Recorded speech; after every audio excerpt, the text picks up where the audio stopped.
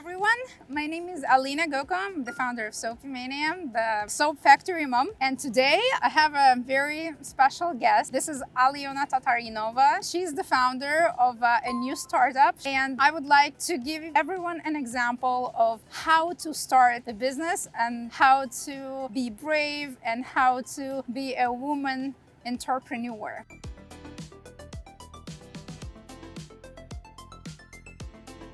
First, let's talk about your business. So what is that? What's your idea and how does it look like? My startup name is Agile Tailor. My company is building an ecosystem that will cover all stages of fashion lifecycle, and that includes fashion production. So we are going to physically produce clothing, fashion care. So we would like to bring more care practices to extend the life of the garments and bring this culture to more people, and recycling. So our company will support that as well. The main idea of Agile Tailor is to create an online platform and mobile apps for consumers to bring an opportunity to order custom-made clothing delivered to their home without any fittings, try-ons, or hard decisions.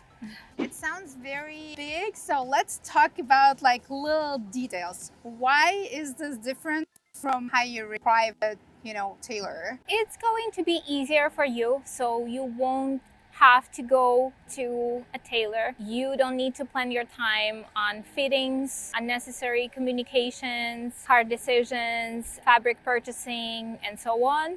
So what we are going to do is to create an extensive fabric inventory, the best picks from our buyers from all over the world, from manufacturers here in the United States, and bring it to you in the app. You could pick your own style, pick the recommended fabrics, just place an order and wait for your garment to be delivered. That's the goal. And we're also doing our best to match this expectation or wait time with your regular shopping experience. So the production won't take a long time. So it will be really close to a regular online purchases. How does it work? Let's say I have an app and then I create an account and then what do I do? You use our feature that is still currently in test, but this feature will, after successfully used, will allow us to grab your body measurements and create your virtual mannequin. So we will see your body virtually and we will be able to build a pattern, like a fashion pattern, a clothing pattern, specifically to your size and fit. So currently this model is being tested and I will get the results soon, but in my opinion, this is our new way of shopping and creating our unique and special wardrobe. So technically in your model, I won't have to do anything. I just do everything from my home. And they're gonna be like some kind of tool that's gonna create my 3D mannequin. And you're gonna be using it to create clothes specifically for me. I have actually problems with that because first of all, I don't have time for shopping. So physically, I don't shop anywhere. I do online. Online, of course, I don't always pick the right size or the right fit. It's taking me way too much time. So you're saying that with your app, I'm gonna just do it online. You're gonna have all the measurements and then what? You offer me something? You offer me style or what? Yeah, what we are going to have is an extensive library of various styles. When the app is going to be launched, tested, we will move to further stages. We are going to implement a style quiz that will allow you to provide as many information as possible to identify your style preferences, your way of living, so your daily routine, because your wardrobe should serve you in whatever you're doing on the daily basis, as well as you can, I believe, with the right clothing, we can bring and attract certain things in our life that are currently missing. So if you would like to bring more romance or more comfort, you can also provide this information to our style quiz, and you will get a recommended basic wardrobe and recommended statement capsule. So these are two kind of different things that each person should have. And besides that, the app will also allow you to plan your wardrobe accordingly.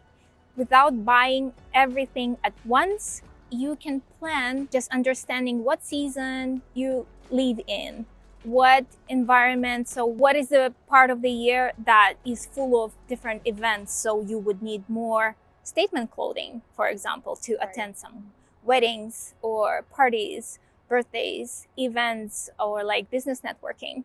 So you also would understand what basics are coming your way, what months this is happening, and when your wardrobe will be getting filled with the high quality items that will be highly combinable, and you would be able to create an easy match outfits for yourself. I see it as our new normal, as the future, and my goal is to make this fashion consumption the easiest way possible. You mentioned about recycling. What do you mean by that? Recycling actually here in the United States has several parts, including collecting clothing that doesn't serve anymore, passing it to recycling facilities, and actually giving this clothing another life. So that means that physically working on it, if the fabric is high quality and allows to produce something else without actually shredding it into pieces. Yes, my plan is to have a recycling lab, to get a specific separate designer who would be creative to work on the pieces that we would get from our customers by turning them into something really fashionable, unique, one of a kind, and attractive for new owners. Nice. That's the idea. So we're still going to test it. And I even have the designer in mind who lives here in LA. So let's see how it goes. Nice, nice. Isn't that the situation when you mentioned that, you know, you had a curtain somewhere and you didn't like it anymore, and what did you do with this? It was my background. Yeah, the backdrop. It was my backdrop, but initially this piece of fabric was purchased for some kind of summer outerwear. It was just like such a pleasant color that I used it as a backdrop. And yeah, after that I decided, hey, I like it better like as a trench coat. So you turn your backdrop for the filming into a trench coat. Yep. Recycling. That happens when you know how to tailor, yeah. Love it. I love it. Let's talk about the stages, the business stages that you've gone through. So first, how did you get the idea? I've been an aspiring tailor throughout my life. I learned how to operate sewing machine when I was a child. I was sewing throughout my youth, and becoming adult, I connected my professional life with completely different major, but this passion for sewing and tailoring never let me go. So I've accomplished several certification programs just to know how to create something for myself. Until I moved to the United States, this idea was just kind of sleeping in my head. I never gave it a chance. I wasn't serious about it because I had my own limiting beliefs.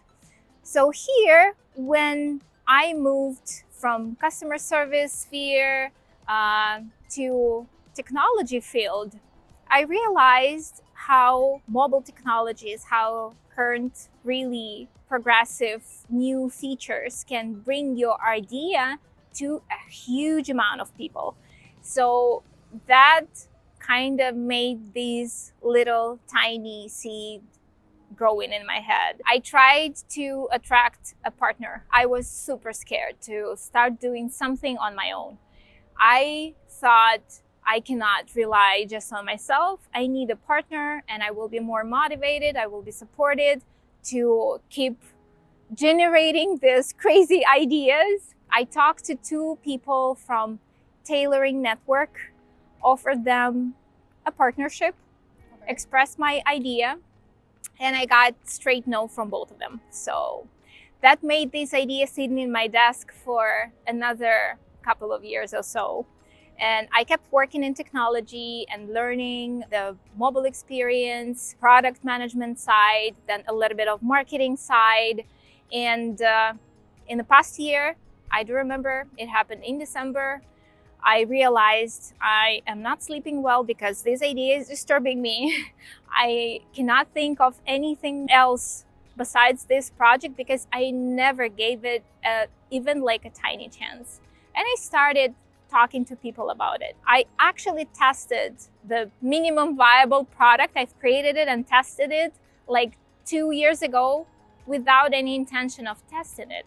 When people started to see me in tailored clothing, they ask questions. Where can I get that? How did you do that? Can you do that for me? So a best friend of mine, I wish everyone to have a friend like mine because she is always ready to purchase, to buy, to pay me for something I'm doing, I'm creating. And she said, how can I get a shirt like yours, but the one that would be about me? I said, no problem, let's do that. I took her measurements, picked the fabric for her, did some work on the styling, and brought everything, collected all the information and brought it to my tailor. They actually never met each other, but as the final ready-to-wear product, so my friend got her shirt.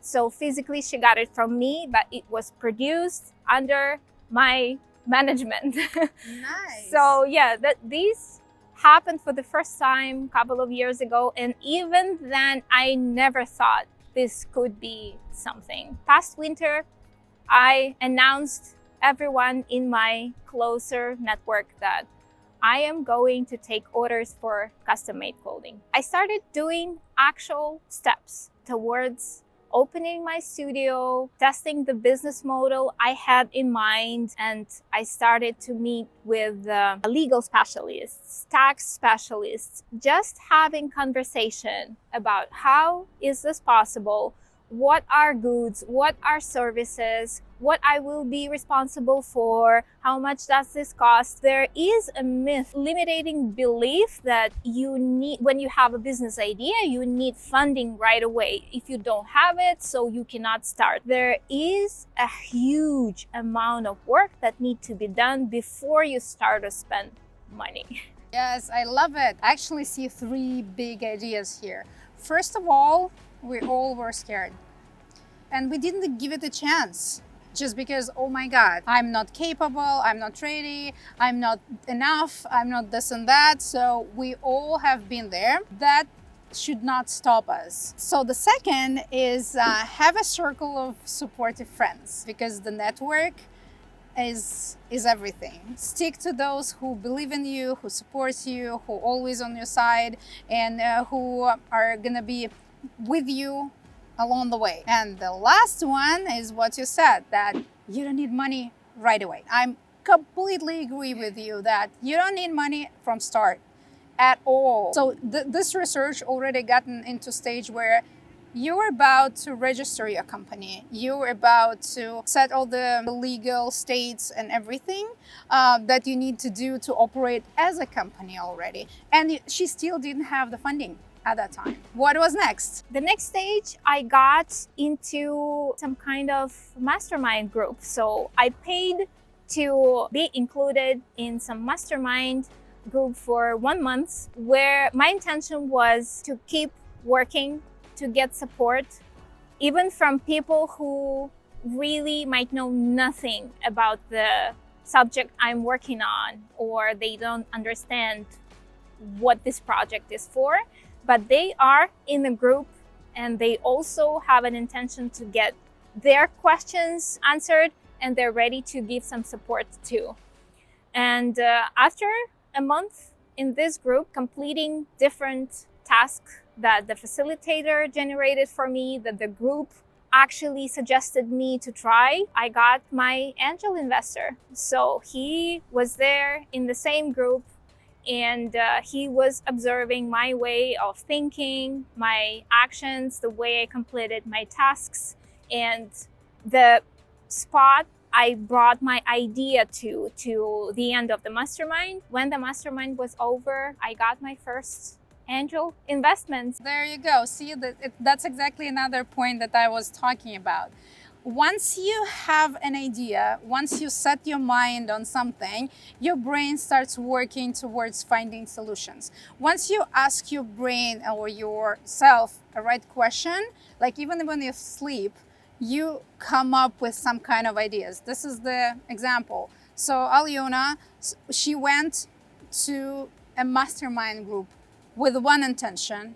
At the end, she got her money. Yeah, I got the first funding really unexpectedly, and I was really surprised. But one thing is really important in all this. When I first, years back, started to think that maybe someday I would launch a business or some kind of venture, I've always kept in mind that I would do it on somebody else's money. I had this belief just like rooted in my head, and I had no doubts that money will come when you're ready. And this was one of the limiting beliefs of people whom I try to attract as a partners. Where would you get money for that? This is such a big project, or this project requires investments, so I'm not ready. I was telling like, hey, the funding will come for sure. I have no doubts in that. You should not think about that right now. And still, I'm glad that I kept this belief through all these years, and it brought me here where I am now. Another situation, the financial models. You can invest zero money, but most of your time. So it's gonna take you longer just because you do everything yourself. Second, you can invest your money, but that's gonna be like more stressful just because you don't know if it's gonna work, because this is a startup. But at the same time, you have some kind of money to delegate, to outsource something. And the third is using somebody's money. The quickest way to jumpstart your business, but not the quickest way to get into if you are on the startup. So tell me about the startup system that I'm sure you did your research. Yes. You're the biggest researcher, and I love it. I love research too. So that's probably why like we speak the same language with Alena. Tell me about this all the startups models. So there's pre-seed, there's seed, like all these stages. Yeah, I'm not really like a specialist in that, because I dived into when I got the first funding, and we realized that we're not just manufacturing some product. We are actually bringing technology in it. And this is some kind of manufacturing tech startup that could get more funding and grow faster. After some digging, I figured that I got an early investment, the angel investor, on the stage of idea. So this was kind of a scratch.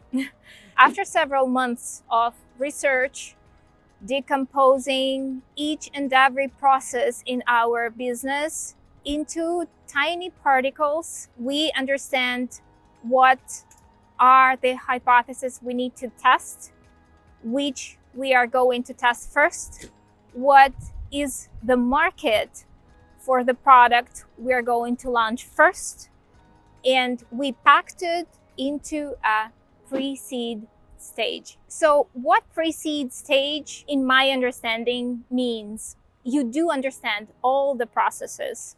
You understand what part of the market you can take. You don't have any unit economy yet, and you are actually not selling yet. You might have your prototype or your MVP ready, and that's it. Everyone is saying that it's really hard to get funding on pre-seed stage because you cannot show any traction yet. But I've also heard a lot of stories that are really far from standard. There's still a lot of chances of getting funding even without traction. So I keep this in mind and keep moving. And we are currently on pre-seed stage. Next stage is seed. So the main difference with pre-seed is traction. Traction means successful subscriptions coming from your mobile app like prototype or whatever, if you are developing a mobile app or some kind of mobile service. The first sales, if you're selling anything physically, you can sell to your friends, your early followers, your test groups, anyone who is interested in your product, just to show these transactions to your prospective investors. So this is seed stage, and it's common to think that it has more chances to attract funding. More investors. Yes. Are you going to be looking for more investors? Yes, I'm currently looking for more investors. We already held some meetings. We've created a pitch deck, so I presented it several times already. And it's exciting, very stressful experience. So yes, specifically with my public speaking barriers. So yeah, that's definitely like you're exiting your comfort zone. I still keep this in mind. I kind of switched to a testing part of the process right now just to get it done and bring the project to the next level when we know more about the process and understand more. Because I kind of got an idea what skeptical investors usually ask and what are the questions from investors who kind of have the same pain you are describing in your pitch deck. So if you got into their pain, into their personal problem, into the problem of somebody, of their relatives or like immediate family, there are more chances to get really different quality questions. Going through this testing stage will allow me to have all answers prepared. For the seed stage? Yeah. For the seed stage, when you have already traction and when you're going to be actively looking for bigger fundings. Yep. You mentioned that you are right now on pre-seed stage and you do have funding, but it's not as much as I'm understanding. And what is your current situation in terms of employees? That's my personal pain. We're going to be ready to hire the core team soon, but still everything is kind of on my shoulders and I have to prioritize some tasks unfortunately are left behind and we're moving in a slower pace. So how I explained it to my investors, my prospective investors on one of the presentations. So I'm currently riding a bicycle. So I have enough money to keep this bicycle in good condition and I get pride in it, and eventually I will get to the seed stage.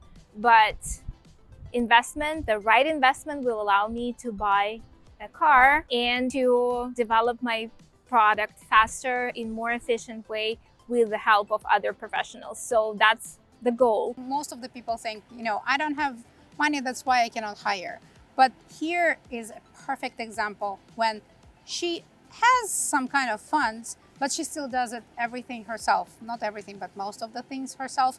Just because, first of all, she is testing what it is needs to be done and how it needs to be done and where she's lacking the information, where she's lacking the expertise, or where it's so easy that somebody else can do it for you. And she's getting herself ready to hire qualified people for this specific jobs.